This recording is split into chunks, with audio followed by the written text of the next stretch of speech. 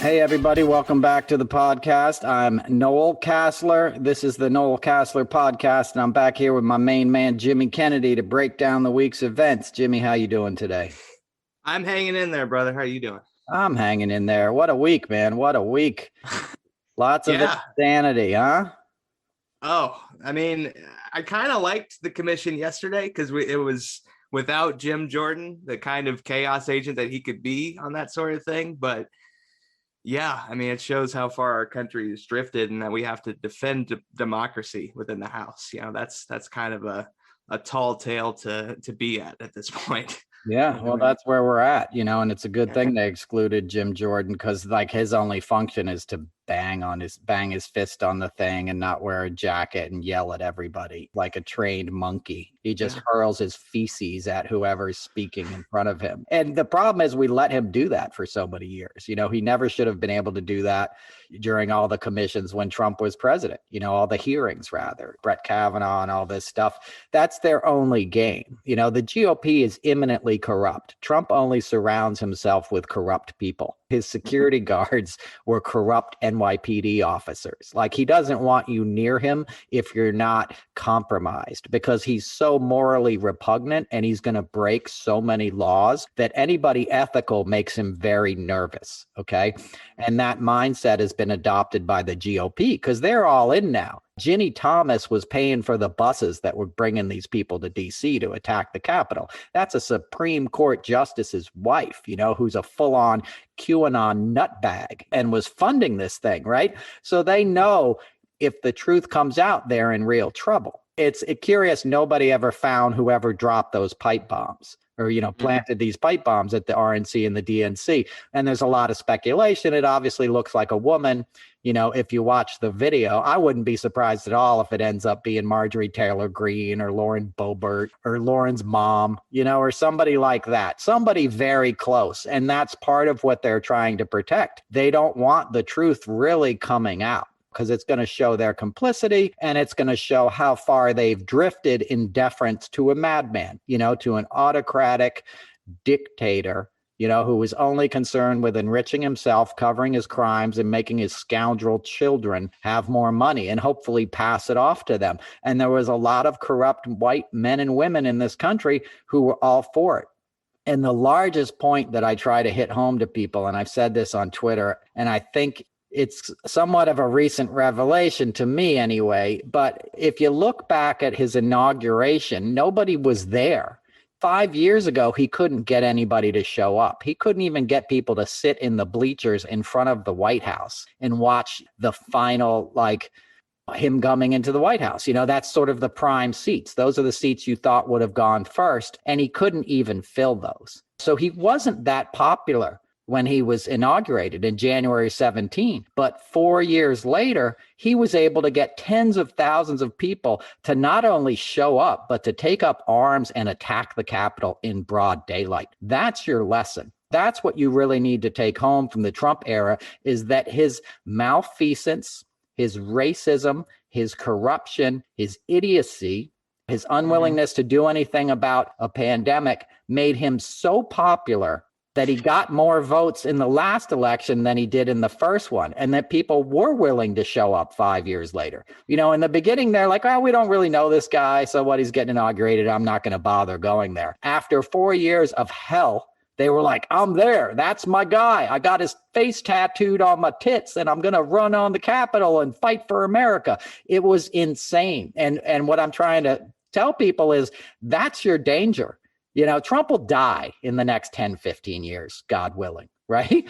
But his legacy will live on, and he'll be more popular in death than he is alive. So what I'm trying to say is what he's unleashed in America is very much alive, and we're only at the beginning of dealing with it. We're talking about skirmishes now. The war hasn't even come, and it's coming, brother. You're going to live in interesting times. You already do, Jimmy. You're 26 years old.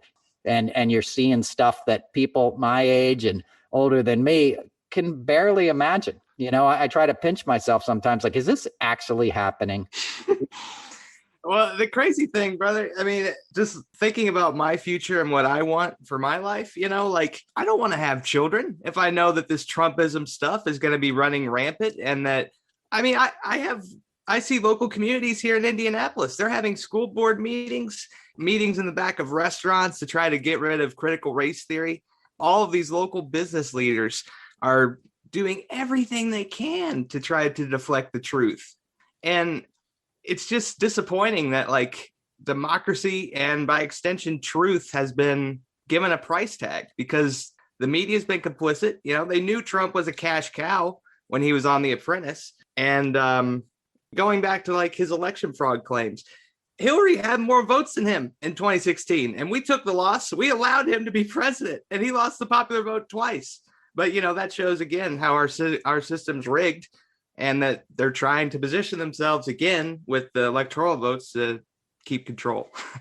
Yeah, well, they will keep control. I mean, it's all over. If these voter restriction laws go through in all these states, it's the end of democracy. And people aren't giving it, you know, it's obviously in the news a lot, but I don't know that people really understand the danger we're facing. Yeah. You will never elect a Democrat in any of these red states again. It's going to be Jim Jordan's and little Danny Crenshaw's and all these kind of nutbag performative cartoon characters for the rest of time. And as I say every week, you think it's bad now with Marjorie Taylor Greene and Lauren Boebert and MTG. Wait till there's a dozen of them. Wait till there's 24 of them. You won't get anything done. And when we face real challenges, people will only react to it in how it pleases their leader and their own sort of optics in being trolls. You know, nobody's interested in working anymore. They're interested in getting likes on Twitter.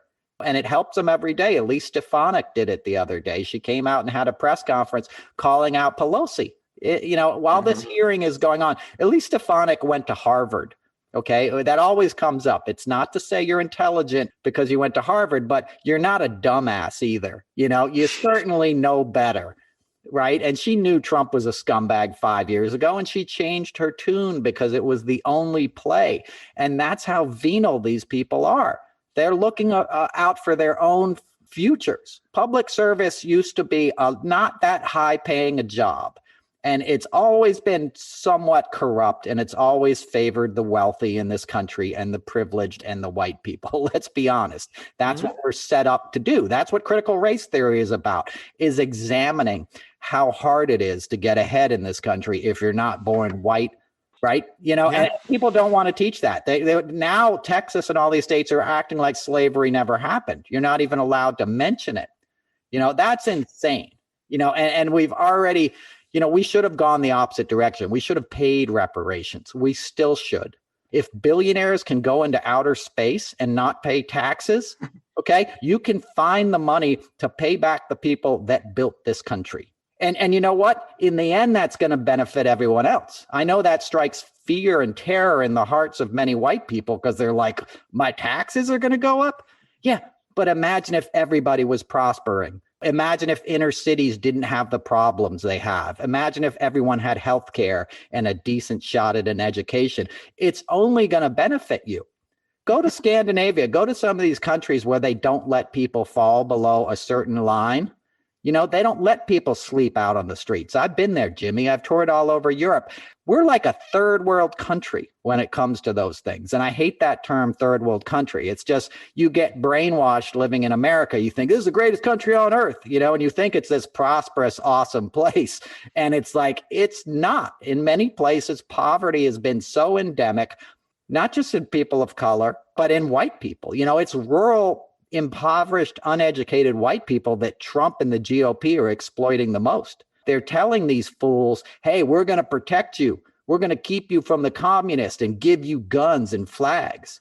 It's like you're living in a trailer park without any health care. You know, your kids are smoking meth every day. You know, you got 4 teeth missing because you're drinking Mountain Dew in the public schools. You don't have any idea what nutrition is. You don't have education, you don't have health care, and you got some cynical scumbag who went to Harvard, like Ron DeSantis. You think he cares about the people in the Panhandle? You think he cares about the people living outside of Tallahassee in the fucking jungle in Florida? No, but he's able to manipulate these people. They all are, through racism, through ignorance, and we have to address that. And I don't know how we address it because it's been so weaponized. You know, what we're facing this week is nobody wants to wear masks again. Nobody wants to get vaccinated. That's crazy. I mean, the fact that you have India, you know, an entire country is, I haven't looked at their numbers, but I saw a video several weeks back where two sons took their dead mother's body to the hospital. You know, they were able to like rig her onto this moped and take her to the hospital. You know, how many people in India or somewhere where they don't have access to vaccine would want those shots? It's the ultimate spit in the face to those that are in need of the vaccine. I know. You know, and people feel like they're doing the right thing. Like, it's my body, you know. Dude, if Dale Earnhardt invited you over to a barbecue and said you got to get vaxxed first, you'd take that shot in your fucking eyeballs. If you got free WrestleMania tickets for a year, if you got vaccinated, you'd be getting vaccinated.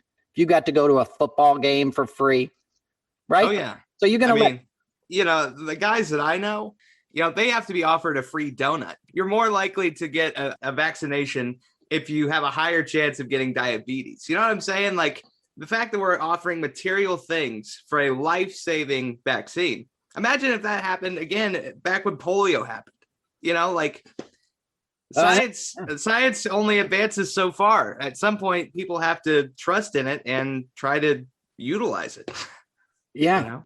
It always goes back to these larger themes, you know, these corporations like McDonald's and stuff, these big ConAgra, all these things that are sort of feeding people poison and profiting off it anyway, have sort of set up a large chunk of this population to not even understand what health is. I've toured this country. Like, it'll shock you how unhealthy many people are. Europeans are shocked when they come here. Place like Alabama, like, you know, Texas, people are like 30% of the people are overweight.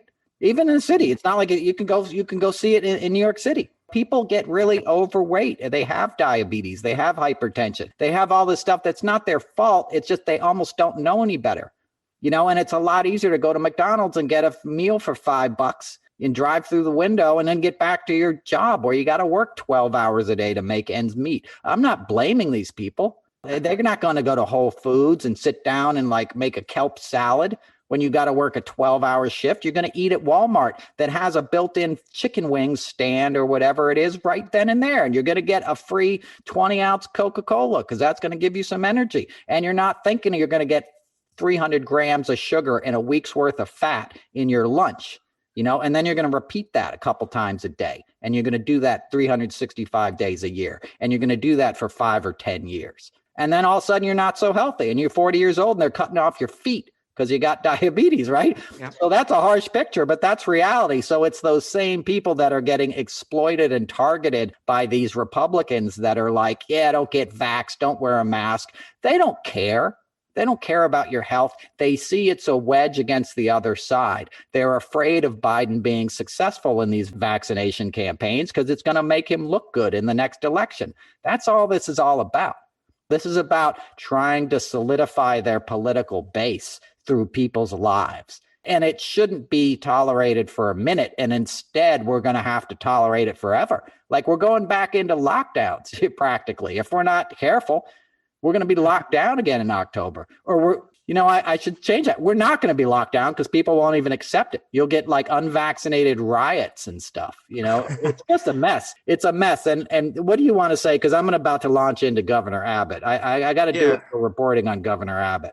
Just as far as like, I want to get your thoughts on this. You know, there's so much misinformation running rampant relating to the vaccine. Do you think if George W. Bush did a commercial with Joe Biden saying, you know, get the vaccine, like a Democrat and a Republican saying something or having a campaign, would that make any kind of difference? Or at this point, it's kind of not at this point. You know, Trump would make a difference if Trump told people to get the vaccine, but he just said the opposite in one of his little missives the other day, you know. They should call Trump, by the way. Trump's your guy you need to put in front of you at that hearing. He won't show up because he's a coward and he'll use it to launch another fundraiser. But that's who you need to call. That's who was behind this thing. They all met in Trump Tower on January 5th. Not Trump Tower, Trump Hotel in D.C. He had his own suite there, okay? And they all got together, your Tommy Tubervilles, your Mike Flynn's. Roger Stone was over at the Willard Hotel with all his Proud Boys and all these guys. This was a military operation, Okay. And it had the blessing and encouragement of members of Congress. Your Jim Jordans, your Marjorie Taylor Greens, your Lauren Boeberts, these guys led tours. As I've said many times before, I worked on Capitol Hill. I was a bike messenger on Capitol Hill in the late 80s for the Congressional Budget Office. It was my job. Back then, you would deliver to the offices, right? You would deliver directly to the offices. Now you go to mail rooms and stuff. But back then, I'd go into the House document room and pick up HR 2351 or something because Senator Paul Simon needed a copy of it in his office, and you'd bring it there. And so my point is, it was my job to know my way around Capitol Hill and especially the U.S. Capitol, and I got lost all the time. It's a building that's set up to make you confused. And these guys knew where they were going. They knew how to find Rep. Clyburn. They knew how to find Speaker Pelosi's office. They were given reconnaissance tours before this thing happened. It happened in broad daylight. This is not a mystery. Everyone knew what Trump was doing. Everyone knew what Giuliani meant when he said, we're going to have a trial by combat. Everyone knew what Mo Brooks said when he was spewing off at the mouth the night before. And thankfully now the DOJ is not going to defend Mo Brooks, so he could be in some trouble. But you really need to hold him accountable now because it changes forever if you don't. And it probably changes forever anyway, Jimmy. Your worst days are still ahead of you, I think, in terms of the chaos that you've witnessed as a young man in politics, because Trump's unleashed something that's it's too easy to exploit for the corrupt guys, for your Ron DeSantis's and your Greg Abbotts and your Ted Cruz, Fat Wolverine, as I called him. Rick Wilson stole from me and did a bow. But that's the way it goes on Twitter.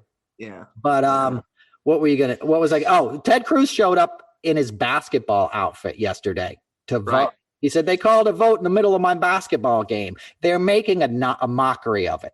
You need an old school LBJ to take him by the throat, throw him up against a mahogany panel and say, listen, you little shitbag, this is the United States Congress. You're a fucking senator. You don't walk around like that in your gym shorts, making a mockery of this. People died so we could be on these hallowed grounds representing the will of the people. This is not a game, and they've allowed it to become a game. And we got to start fighting back. Democrats are too nice. We're always trying to appease the other side. There's no appeasing morons, okay? Nobody stopped Trump from being a rapist in New York City for 40 years. And what did he do? He kept raping people. He's a sexual predator. He should have been in jail for that 40 years ago, but he never got called on it because he hired NYPD cops as a security detail. And nobody wanted to go up against that because the police commissioner was also corrupt and the mayor was corrupt. And people are like, I don't need the hassle. What's it worth? I got a job to do and I got kids to feed. I'm not going up against this. And that's the same thing that's happening now. People are like, well, you can't do anything about it. You might as well just try to, do what you can. That's wrong. You got to sometimes do the right thing because it's the right thing to do. Well, and Biden's doing an outstanding job. He's able to establish, some kind of normalcy within the White House, but he's got to start kicking ass. I mean, I know he's kind of Uncle Joe, but at this point, man, the clock is ticking on our democracy. Like, it's bigger than you, whichever point of view you have. Maintaining the republic is more important. In the damn filibuster, do what you can because you're not going to have a lot of time. I know, but he's already said he's not going to end the filibuster. So, which shows he's part of the same damn system. Of course that's his whole career. And he's a good guy and he's a great, man and family man and, had a distinguished career. But if I was putting together a team, it would not be the team that we have now because there's too many people that were career sort of like inside of old school Washington playing a long game. And I like your new generation. I like your AOCs. I want women in there. Like I want Val Demings and Stacey Plaskett and AOC and, Katie Porter. Get some women. Get some minorities in there. Get some people that want to kick ass. Tell the old white guys to go do old white people stuff, okay? Go build some gazebos. Coach lacrosse. Buy a kayak, right? Go play some golf. Go play some golf. Exactly. Step aside. Get out of the way, man, because, they don't have the fight in them they need, and it's going to be too late. But, I'm not dissing on Biden. Don't send me a bunch of things. I'm glad Biden's president. But, you're going to run out of time sooner rather than later. And let me talk about Governor Abbott, because I don't think a lot of people understand Governor Abbott. And, do you know why he's in a wheelchair, Jimmy? A tree fell on him. Am I wrong? Smart guy, Okay. Jimmy. Yeah. When he was jogging through River Oaks, where I have some family, it's a wealthy neighborhood in Houston. And he was jogging through River Oaks and a tree fell down on him, a big tree limb, which is horrible. And obviously, paralyzed him. And he sued the homeowner and he sued the tree maintenance company. Okay. And he won $9 million. Okay. It was paid out over his lifetime, but it added up to about $9 million. And in the midst of that settlement, he became a Texas attorney general and a judge. Okay. He was a state Supreme Court judge. And guess what he did? He went against tort laws and he instituted tort reform, which meant nobody else could get that kind of settlement. Okay. He won a big settlement that paralyzed him. And then he made sure nobody else could get that same benefit in the future. Because when he got power and money, the corporations that had to pay his fucking settlement were like, hey, that's cost us a lot of money, dude. Can you make sure other people can't do that? And he said, yep, no problem. And that is Republicanism in a nutshell. Okay. That's the kind of greed that's like, I'm going to scam the system and then I'm going to pull up the ladder behind me. And that's what critical race theory is about. They don't want people to understand how slanted the system is towards mediocre white men that already have wealth. They want to be able to have generational wealth be this protective thing that lets their sons go to the right schools and join the right country clubs and become a Brett Kavanaugh. Right. They're terrified. Our assistant attorney general is this wonderful woman from Brooklyn. She beat them at their own game. Okay. She was like on the men's hockey team, like at Choate. She went to Connecticut prep schools. She went to all the great Ivy League schools on her own merit. And she terrifies that kind of system because it's supposed to be, you only get to go to Yale if you make a lot of money. And if your daddy went to Yale, and if he's at the right white shoe law firm and stuff. And that's what they're trying to protect. And that's what they're trying to protect people from learning about. They don't want people in places like Indiana finding out the truth because it's a lot easier to make your friends go get a trucking job.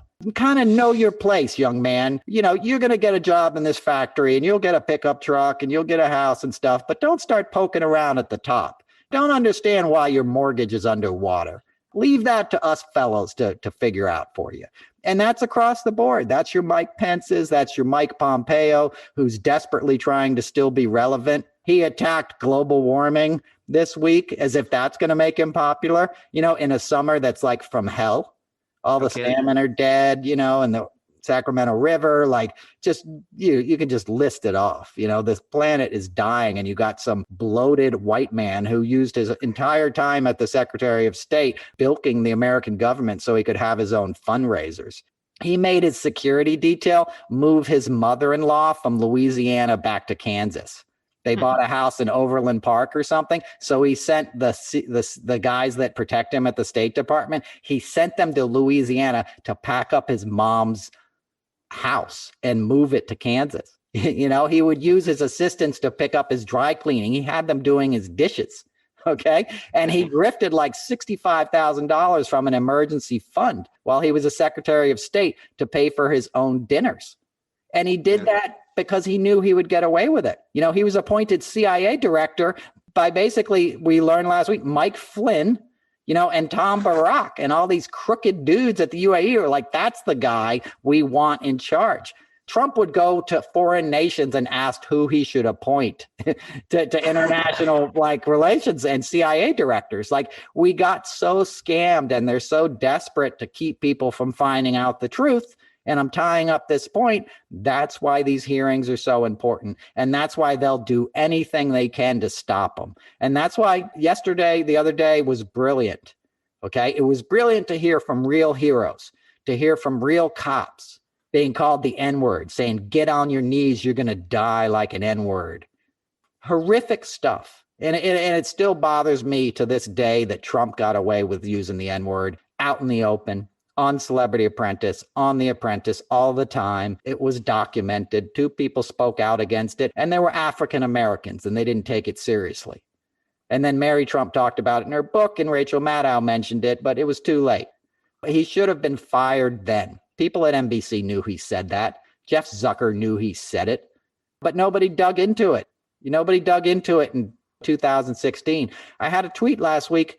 I think 1,600,000 people saw this tweet, and it was just in my frustration. It was like the guy who was accused of raping a 13-year-old girl in Jeffrey Epstein's townhouse became president of the United States. Like, that should never happen. And even if you were innocent of those charges, the fact that you even are anywhere in the neighborhood where somebody could say such a thing about you should automatically disqualify you. And he clearly did it. I mean, anyone who knows Trump knows, yep, that's his MO. I read her deposition and heard her testimony, and yeah, that's Trump. Because there's all these little tells that are just like Trump, like he slapped at the girls and said they were filleting him wrong. That's Trump. Same with E. Jean Carroll's testimony, where they're walking around the lobby of Bergdorf Goodman, and he's like, help me pick out a scarf. And she's like, how about this one? He's like, no, that's ugly. That's Trump. Anyone who's been around Trump knows that he's got oppositional defiance disorder. Anything you say to him, he has to say the opposite back to you. It's just this weird tick he has. So he clearly did that. I did like an informal poll of the people that had worked with him, and I was like, do you think he did that? And everyone was like, yep. There's nobody who's been around Trump who would let Trump around their kids. You wouldn't let Trump spend the weekend at your house, with your teenage daughters in the room and be like, hey, I'm just going to leave Uncle Donald to watch you kids. Mom and I are going to take off for the weekend. Like, that would never happen. His own children wouldn't let that happen. They all know he's a predator. Everyone does. And they kept it quiet because there's money to be made and secrets. And that family has more secrets than anybody. His brother died of alcoholism last summer. Okay. He was the town drunk up in Millbrook here in New York, about an hour, not even, 40 minutes from where I am. It's part of the horse country up here in the Hudson Valley. And he was part owner of this restaurant. He'd come falling down drunk every night. He'd walk up to people's tables. He was an alcoholic. It's a medical disease. There's no shame in it. Okay. And that's what he died of, was his alcoholism, complications of it. And Trump used it as a PR opportunity and shipped his casket down to the White House and did a goodbye ceremony. Trump hadn't talked to the dude in 30 years. He went and visited him in the hospital when he was dying, and they keep that a secret. His kids were sober, or dry rather. When I worked for them, they didn't drink because they couldn't drink. Don Jr. was a drunk. He got his ass kicked at the Comedy Cellar in the early 90s because he was making a bunch of racist comments. So somebody hit him in the head with a beer bottle. Right. And then Trump called up the owner of the Comedy Cellar and was like, you better apologize. These guys were drunks. Ivanka fell down at her own wedding drunk. I got friends who were there, and that's okay. I'm in recovery. I'm not judging that. My point is, it's a secret, and they keep secrets. Look at Don Jr. Everybody in the world knows he's coked out of his mind. Right. It's about the most common thing that anybody comments on. And not a single family member has said anything to him in the last year and a half of a severe relapse and said, hey, Donnie, maybe you shouldn't be on TikTok every night. Maybe you shouldn't obviously be gacked out of your mind speaking, at the CPAC convention like he was 3 weeks ago. But they don't care. They're like a den of vipers. They're the most venal, like just disgusting people. I mean, I feel almost bad saying that about other human beings, but they've killed 600,000 people. Ivanka knew her dad was a psychopath. She knew her dad was a sexual predator. Jared Kushner knew this stuff. And they said, hey, he's president now. We're going to make some money. Let's get down there with him and get some offices in the White House. And now they disappeared. Ivanka's tweeted twice since January, once in April and once in May. That's it. She was tweeting 10 times a day. Now she knows it's all hit the fan. She knows how guilty they all are. These hearings are happening. You think Ivanka didn't know there was a plan to attack the Capitol? I'm going to tell you a secret, Jimmy. Ivanka runs the show behind the scenes. Okay. As I've said many times before, Trump wants music to play when he walks in the room. He wants to get high and he wants to hit on women. Okay. He doesn't really have a long game. Jared and Ivanka do. So somebody planned that stuff. Somebody organized your Roger Stones, your Mike Flynn's, your Proud Boys. Ivanka would have been kept up on all of that stuff. That's why she was there with him at the rally that morning of January 6th. And even the White House aides were shocked to see her there because she'd been sort of persona non grata. Not that she was excluded, but she just sort of disappeared, after he lost. And then all of a sudden she pops up and they're like, you're here?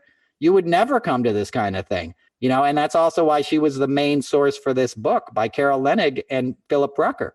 If you read the excerpts, it's all Ivanka being like, I tried to reason with him. There's one quote in there that she fed them where she goes, Mike Pence is a good man. Don't say that about him. I guarantee you, Ivanka never said that. Ivanka has never defended anybody else in her entire life. And she's certainly not the type to say, Mike Pence is a good man. It's just, if you've ever met the lady, that is not how she speaks, especially behind the scenes. Well, and out of every man in the world to defend, Mike Pence is not the first guy that I would pick. That's a pretty low bar to try to defend. I don't think we got to talk about it last week, but if Ivanka's in charge of the whole thing, kind of behind the scenes, didn't they sign over the Trump organization to Junior? Doesn't he have full control of that now? Yeah, why wouldn't they give it to Ivanka? Exactly, right? Because she knows it's corrupt. It's a hot potato. Nobody wants it now. Or why wouldn't they give it back to Don Sr.? It's his company, right? Why isn't he now in charge? He's not president anymore. He can take control of it. They gave it. Junior's a sacrificial lamb out of the family. Yeah. Dude, if you're approaching like baggage check and you got a brick of cocaine in your luggage, you make the dumbass carry it. Here you go, Don. You're going to carry this thing through there. Good luck, buddy. We're going to go ahead and get some coffee. We'll meet you at the gate. It's a house of cards and it's falling down and they're leaving Don Jr. holding the bag. A friend of mine just saw him the other day walking alone on the street outside of Trump Tower, and he didn't have any security. It was the middle of the day and they made eye contact and he looked back and saw that he was recognized. And they were like, why do you think he didn't have security? I'm like, because he was buying drugs. That's how you do it. You don't have your guys go with you when you're going to do a handoff. You do it in Midtown, in the middle of the afternoon. You can meet. It's real easy to do it. I've done it. I'm a former drug user. Like, people meet all the time on the streets of Manhattan, and that's where you do your drug deals. But you don't bring your security team when you do it. You walk by and you meet in front of the juice press or whatever, and you do a little handoff, or you sit on a bench or something. So it was funny that he's just out there kind of scoring drugs, and he's the known. He's the single sole like owner of the Trump organization right now. He should just sell it. He should just be like, put an ad on Craigslist, like, want to buy a real estate company, and just take off. I'm surprised none of them have just like gone in the wind. Tom Barack's going to take off. I guarantee you that. Well, yeah. And you mentioned it. He can either be in New York or California, both coasts. It's not like two oceans aren't there that he can take off. Exactly. One thing I'm curious about, and you can comment on it. If Don Jr. does sell it, do they have any money in liquidity? I mean, if they balanced out their debt, they probably don't have anything. Yeah, I don't know. I'm not an expert on that stuff, so I'm not going to find. They got money. People are always like, they're broke. He's broke. They're never going to be broke like you and I are broke, Jimmy. You get a certain amount of wealth, you never fall beyond a certain amount. And Trump's made $75 million just off of grifting in the last 6 months. They reported his PAC earnings up until June, and it was $75 million on his Stop the Steal texts. And he hasn't given any of it to stop the steal. He doesn't give it to the thing. He uses it for his travel and his personal expenses. So he'll never be broke because he's got, an army of people that are willing to send money they don't really have to him at the drop of a dime. So how's he ever going to be broke? He can say, Venmo me some money, and he'd get tens of millions of dollars, in a week. So he's not broke, but I don't think that company's worth anything. I don't think anybody will buy it. The properties are worth something. Obviously, it's a big building on Fifth Avenue. It's a crappy building, but it's some of the best real estate in the world in terms of location. So, he has hard assets, and there's no question. And hopefully they'll go after him, but I don't want to get it. It gets complicated, and that's Jared Kushner's world too, 666 Fifth Avenue, all this stuff. That's why they get away with this stuff, Jimmy, because other people get involved. When you get to a certain level of wealth, there's other people that are going to be left holding the bag if you really go after these guys. That's why Wilbur Ross got a pass from the Justice Department, because Carl Icahn and these other guys get nervous. You start going after Wilbur Ross. Wilbur Ross was known as the king of bankruptcy. Not because he went bankrupt, because he would learn how to he learned how to turn distressed companies up. He learned how to turn a profit, and that became very valuable to a lot of people. And he made billions of dollars off it. And then he made, he lied to Congress and made about $1 billion himself. And he got away with it because you're not going to go after a certain structure of elite financial kind of white folks in this country, because as a politician, how are you going to get your money? Like, politics is a money game now. So you can't go to Watermill and have a fundraiser if people know you're going to be going hard after Wall Street and stuff, you know? So it's like your earlier point. That's why we need a new generation of politicians. That's why we need these people that are brave enough to be called socialists. And that's what they're scared of. You know, they're scared of AOC. They're scared of these other folks that are trying to do something about the environment, that are trying to do something about economic inequality. Even your Bernie Sanders. These guys are speaking the truth. And that's not, our country isn't set up on the truth. You know, our country is set up on like, it benefits certain people. If you play nice, you might get the same things as those certain people, but you also got to pretend that this fairy tale exists, you know, that we're the land of the free. And now that has been subjugated to the point that like people won't wear masks. You know, I made this point the other day. In World War II, 20-year-old women left the Midwest and went and worked in shipyards in places like Portland, Oregon and learned how to weld underwater. In a suit that isn't like a scuba, it's like in the old school, like the metal thing around your head, like a bulb. And you know, imagine that. Like, you're from Minnesota, you never even seen the ocean, and now all of a sudden you're underwater welding the side of a ship to go fight a war for 12 hours a day. And you're doing it happily because it was the right thing to do for this country. Nowadays, you can't get guys to wear a mask in Walmart. They couldn't make the smallest sacrifice. These guys that pretend to be warriors on video games all day in mom's basement couldn't find the toughness to put on a mask so you didn't kill somebody else's grandma or child. People always say, we wouldn't have won World War II if we had this president and these kind of people today. We wouldn't have won it. That's the wrong analogy. We would have been the bad guys today. That's who we would have been in World War II. We would have been the fascists if we had Trump as president, because that's what we have now. We have fascists that don't care about other human beings and that have been brainwashed and indoctrinated into this cult of supremacy and sort of violent nationalistic ideology and are willing to die for it. That's what those hearings were about. That's what these police officers were telling you they encountered. They said these were white supremacist groups, you know, that were shocked that the white cops weren't letting them in and going along with them. Because those people come to expect most of the cops they know are racist too. You know, back in Pennsylvania, all their buddies on the force are down with the Proud Boys and all this stuff. So why are you standing in my way? You don't love Trump too? And they were like, no, I don't love Trump. I voted for Biden. And then they're like, well, you're going to die then. You know, so we haven't experienced that before since the Civil War. And we never really came to terms with the Civil War. You know, after the Civil War ended, we got Jim Crow laws and we got all these other ways to keep, you know, okay, you don't have slaves anymore, but you'll have basically slaves. You'll have sharecroppers, you know, and you'll have prisoners that'll be forced into labor camps down in Louisiana and Mississippi and stuff. And that still exists today.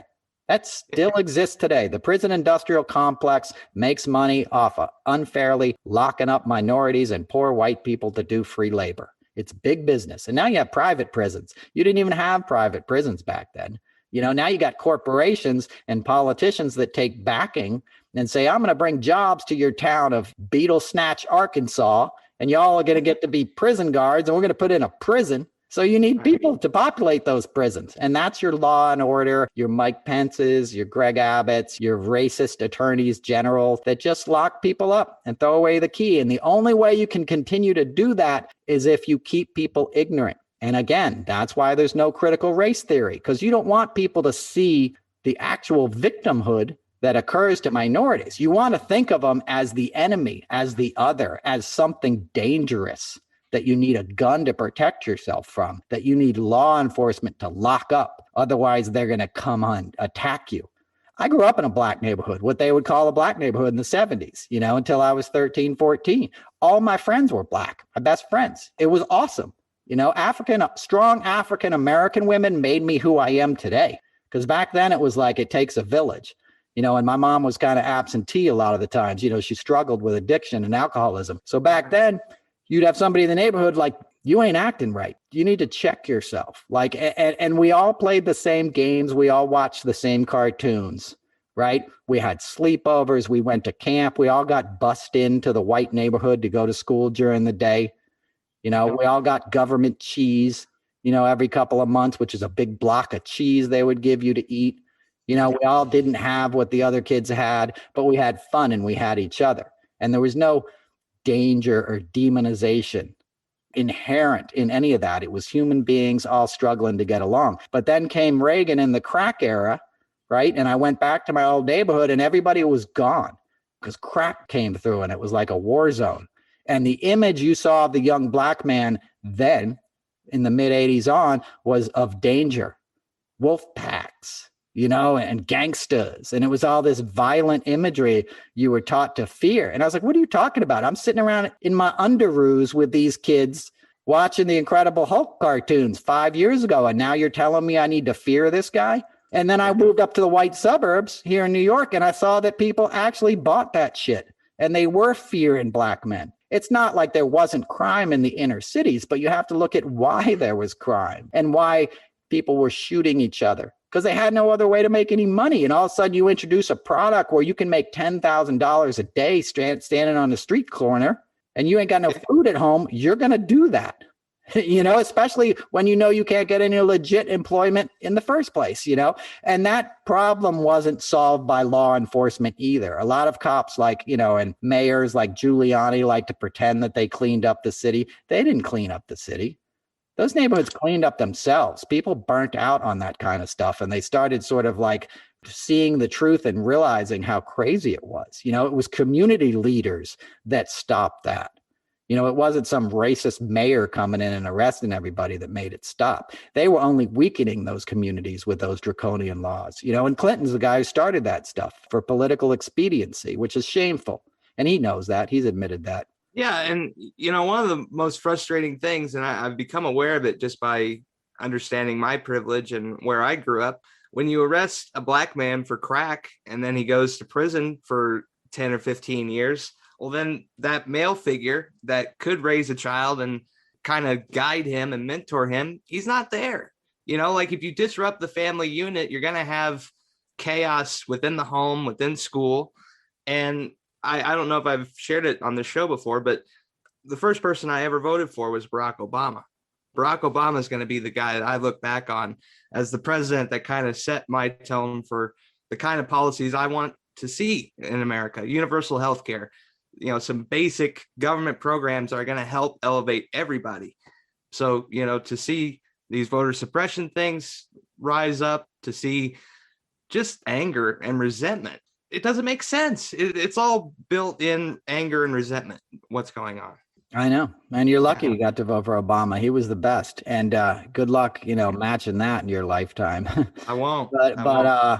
I remember right after he was elected, I went on the road and I was in Indiana and there was a security guard backstage, and he's talking to me because security guards always talk to you. They're really bored. Like their job is to just sit outside of a dressing room for 10 hours, So if you're like a touring crew guy and you end up near one of them, they just start talking to you. And you got to be nice, but they just keep talking to you. And I remember this one guy, because I'm white and I look really white, I guess, thought I was his confidant. And he started dissing on Obama and calling him ridiculous things. It was in Indiana, and I was just like, dude, I was at his inauguration and I support him. And he looked at me shocked, and then that was it, just a wall went up.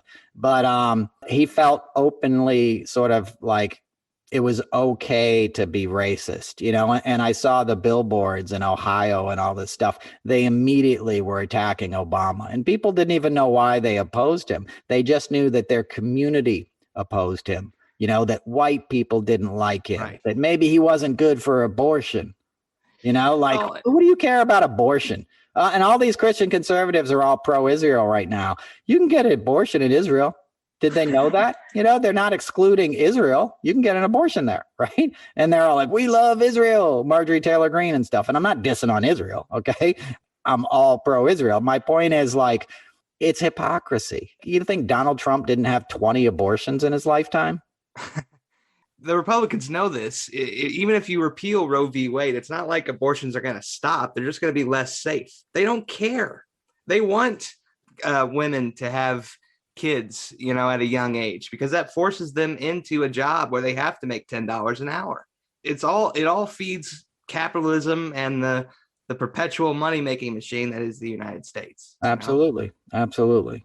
As I said, Greg Abbott, these kind of governors get a really powerful hold on people. They're about to have a permitless carry in Texas. September 1st, you can buy a gun. You don't need any kind of training, no license, no permit. And that's like, there's already like 8 states or 12 states that already have that. You can already do that in Oklahoma, and somebody just got murdered this week in Texas. I mean, 400 people got murdered in the last week, over 400 people in the United States by guns. Guns is the dumbest thing ever. Americans are the last people on the planet that need guns. Okay. I know we think it's part of our identity. Okay. And the old white dudes that also owned enslaved people said we could have them in the Second Amendment. Okay. But their judgment wasn't ultimate on everything. Okay. Because they didn't see other human beings as equal to them, which right away means you kind of suck at judging how life really works. Okay.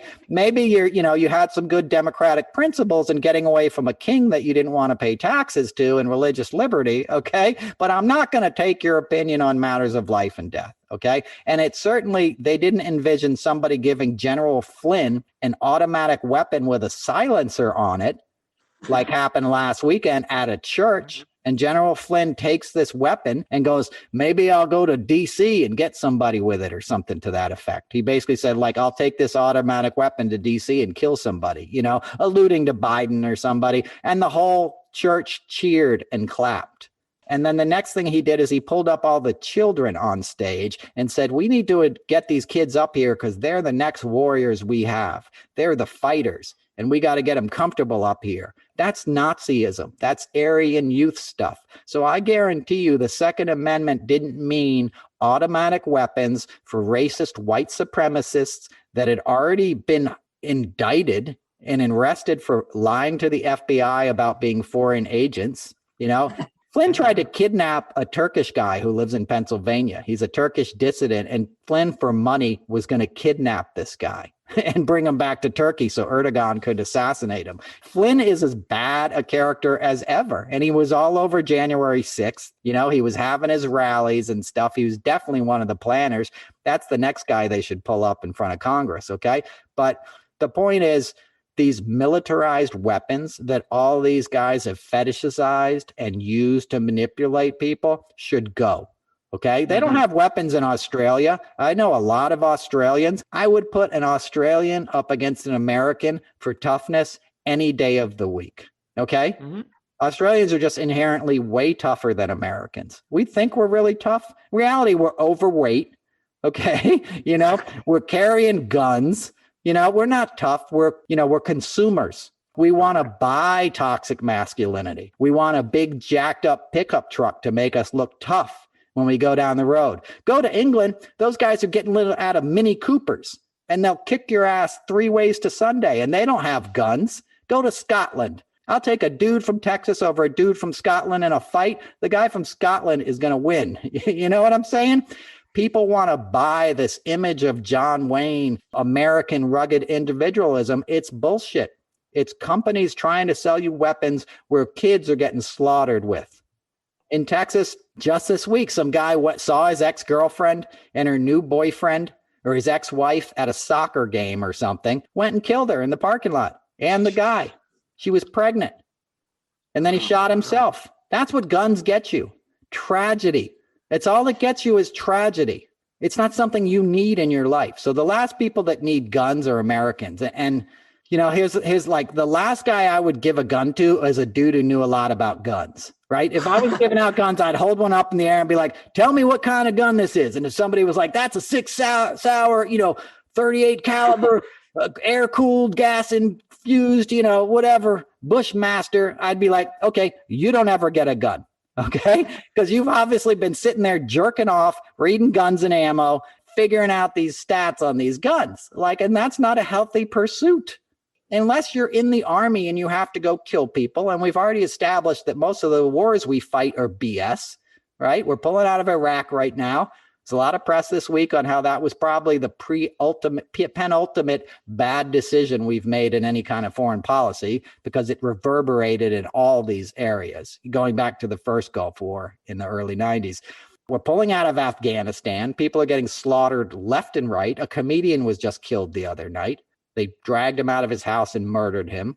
An outspoken Afghanistan comedian. He used to do this online stuff. Like, we don't win our wars. We make money for companies for 10 or 20 years. We get American kids to go over there because they think they're being patriots, and then they get blown up, and then they come back here and they get addicted to OxyContin.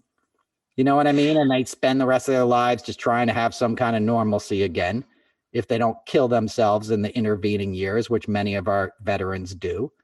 Okay, because it's not normal. You're not supposed to. I got a lot of friends that have been over there, and I know their struggles. I'm involved with some of them. It's a hard thing to do to a young man. And we sort of give them this pat on the back and call them heroes. And then we come here and we just let them kind of fester in their wounds. You don't just go from shooting somebody to coming back and being normal back in Indiana, right? We're not normal in Indiana in great circumstances. So put us in wartime and then bring us back to the Midwest. It's going to be even worse. Exactly. It's not an indictment against those people. I'm just saying it's a scam, and it's a scam that they don't get the profits. Halliburton isn't sharing the profits from war with Corporal Martinez, who went over there and lost his arm and stuff, right? They're not, the money that comes from it doesn't come back to the soldiers.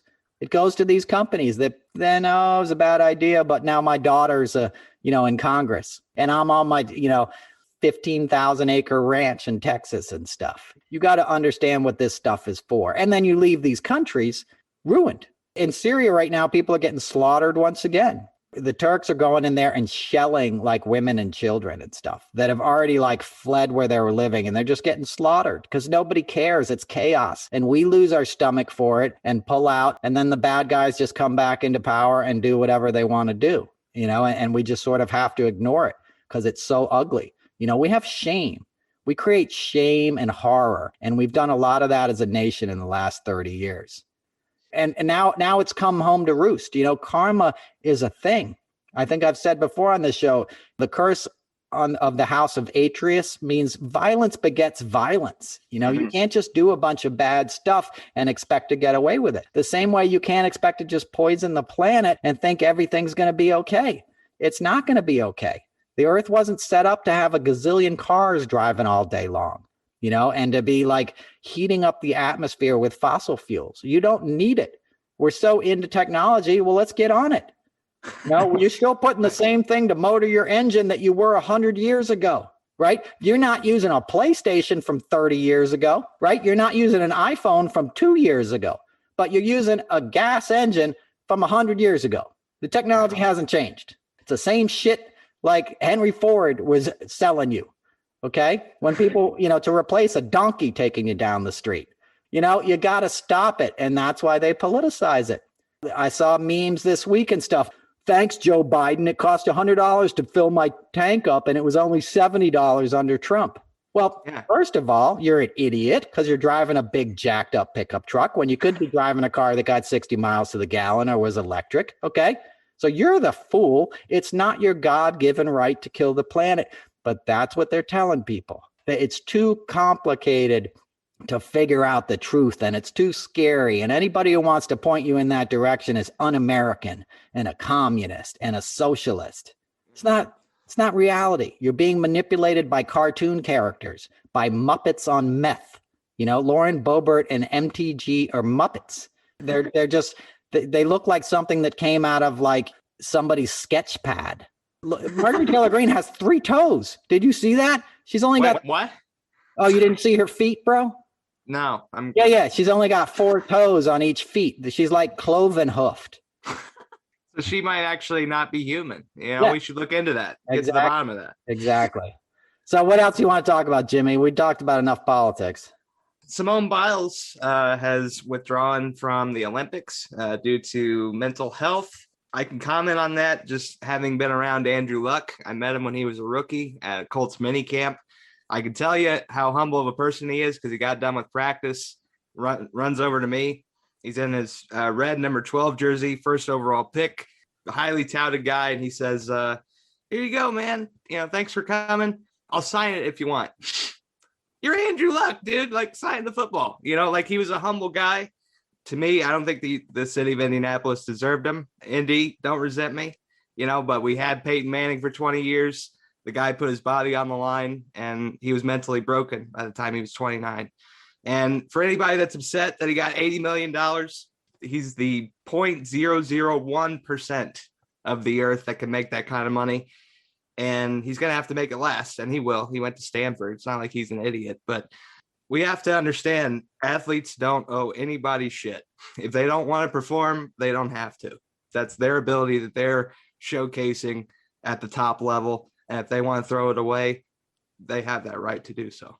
Absolutely. And I don't even think throwing it away is the right. And throwing it away is a poor term. I'm saying mental health comes first, and preserve yourself, because you as a human being is more important than you as an athlete and a product that's being marketed.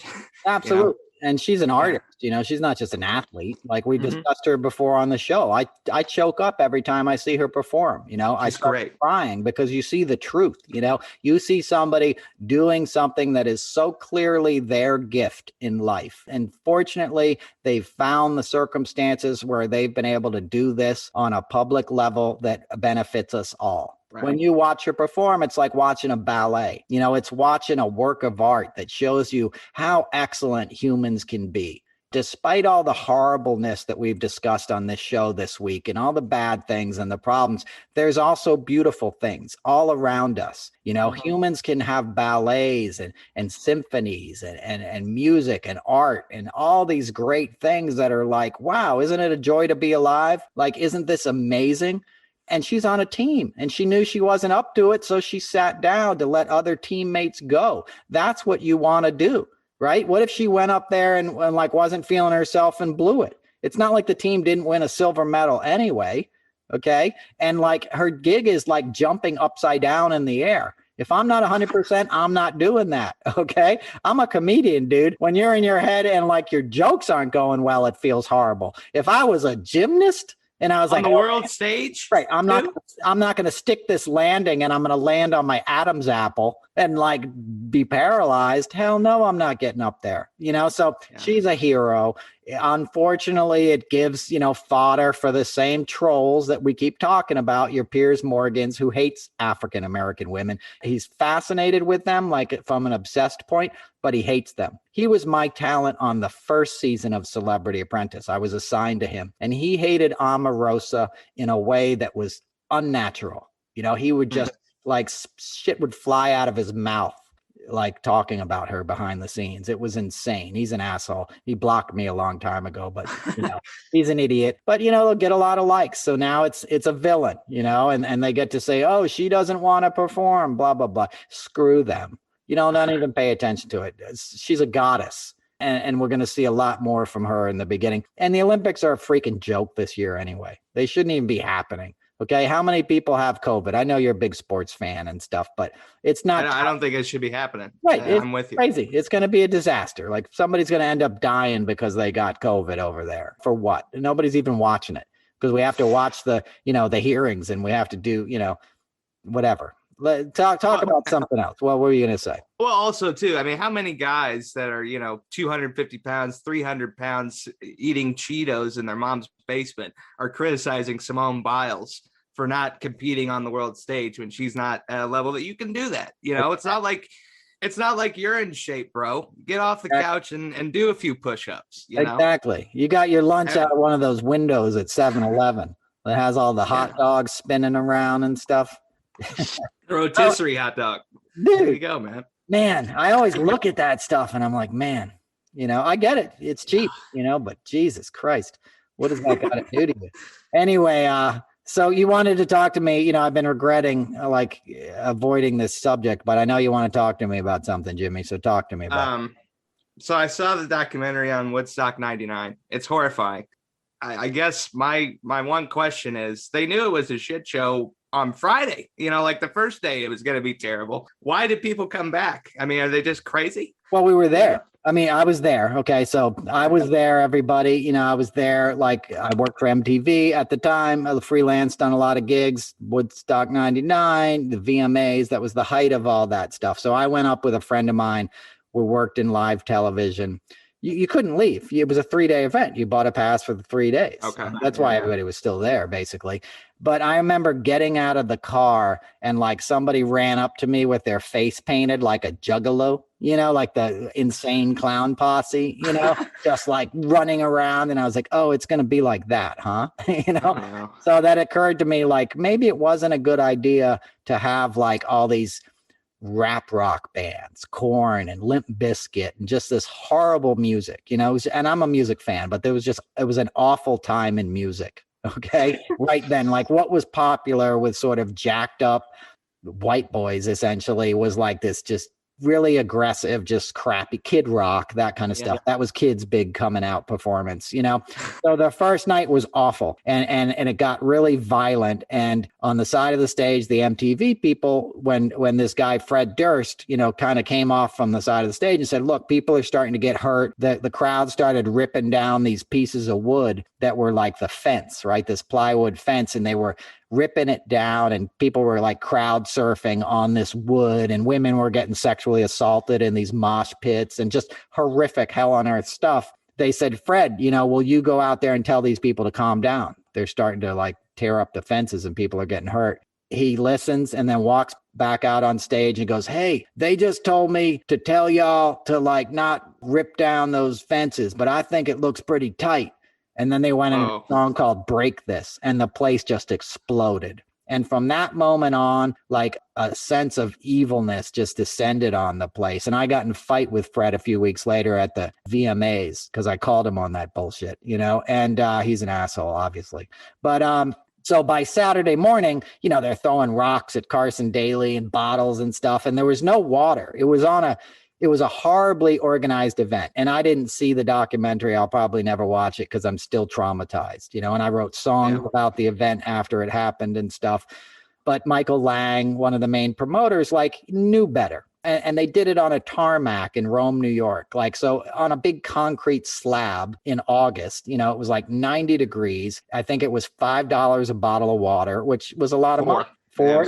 That's a lot in 99. That's normal now, but back then it was a lot. And it was all kids. Like you didn't have a lot of money. It was $150, $200 for the ticket. So people had, $40 in their pocket and piece of pizza was $10.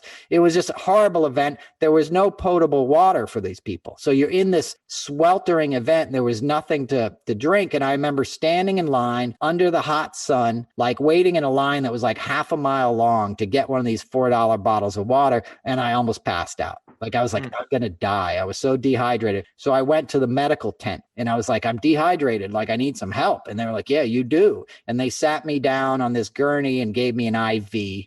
And I started feeling better and I'm there for like a minute and they're like, get up, get off the gurney. We need it.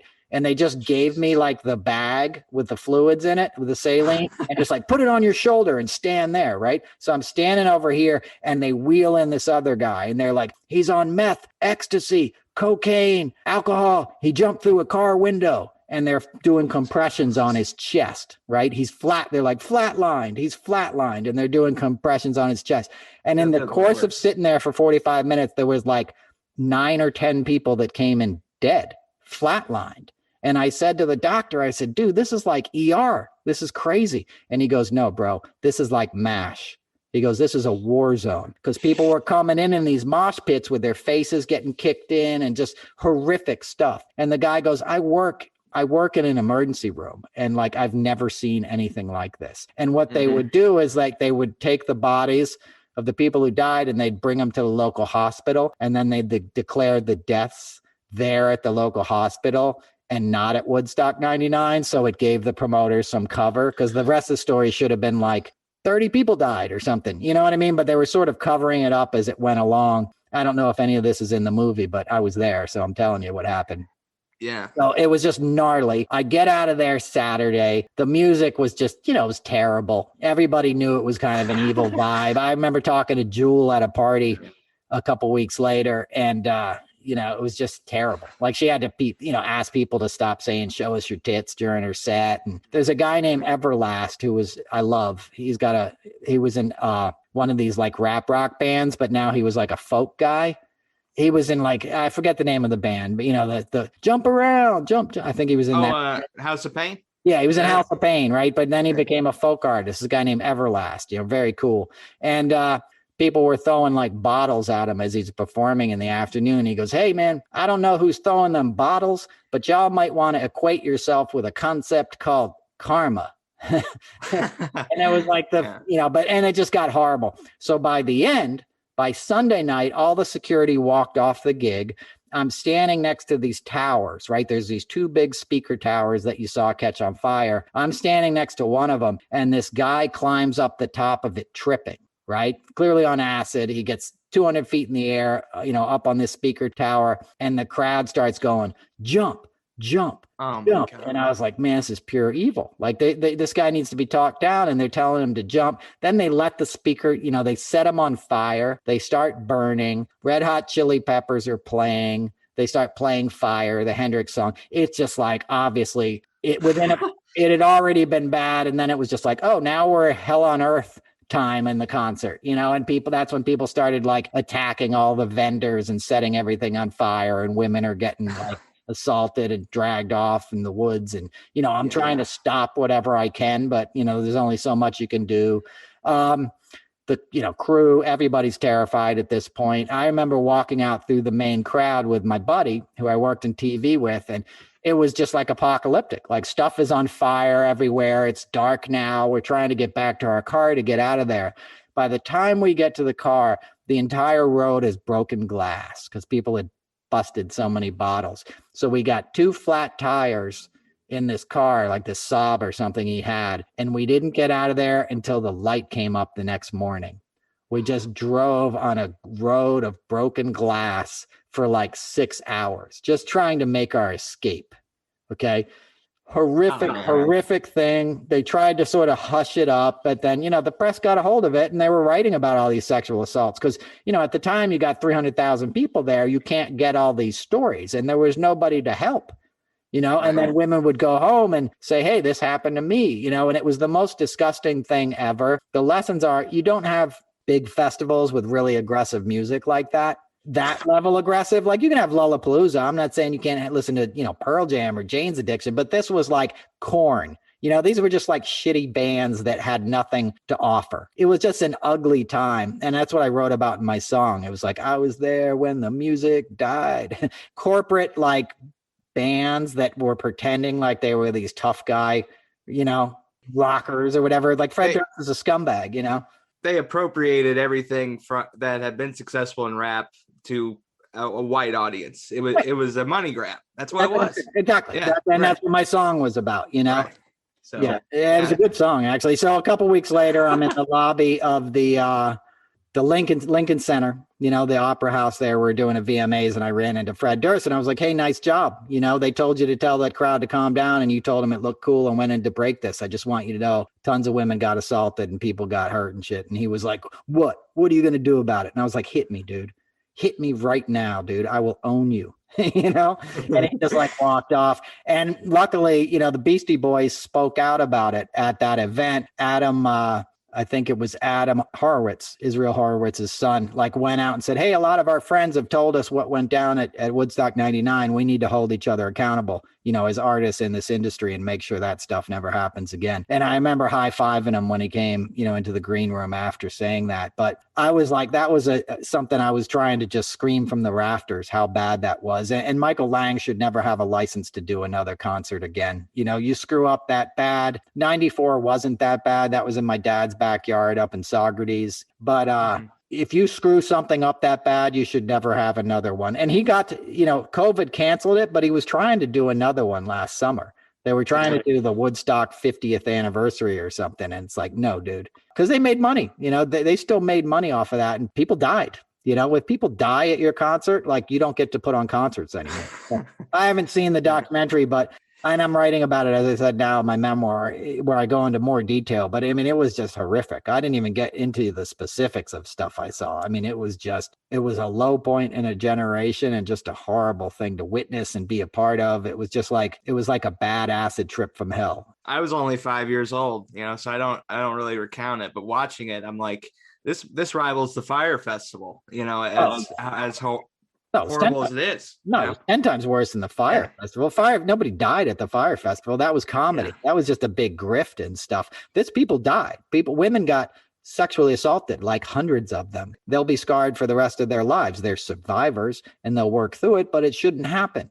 You send your kid off to a concert, you have, especially something like as corporate as that, Woodstock 99 under that sort of like banner, you have you have a reasonable expectation of safety. MTV was broadcasting it live all weekend. It wasn't like some random thing that just popped up in the woods somewhere. It was a major corporate event with a lot of adults counting a lot of money that were involved that should have said, hey, we can't do this like this. You have to have free water. You can't gouge these kids. There was no facilities. Okay. Where we camped in this parking lot was next to a row of porta johnies. And I don't know if you've ever used a porta potty at Woodstock 99 in August that's situated on a piece of concrete, Jimmy. But I'll tell you, I used it once on Saturday morning and I never went back in one of those again. And I still haven't forgotten that experience. All right. Not to get too graphic, but it was just horrible. There wasn't enough facilities. There wasn't water. It was as bad as something could have been. There wasn't security.